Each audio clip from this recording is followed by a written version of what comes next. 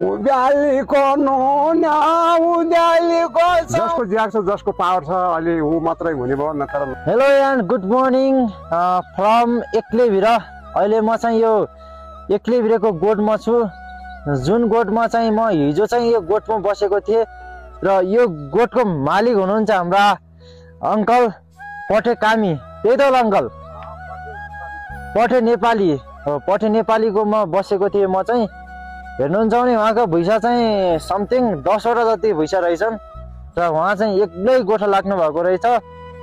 अनि मलाई पनि यहीँ मैले बास मकेर यहीँ बसेको थिएँ र एकदमै जाडो छ। अनि उहाँ जाडोमा पनि एकदमै गाह्रो भएर अलिकति बिरामी पनि हुनु रहेछ। बिरामी भएर पनि एकदमै 10वटा भुइँसा पालेर एक्लै यस्तो ठाउँमा बस्नु भएको छ।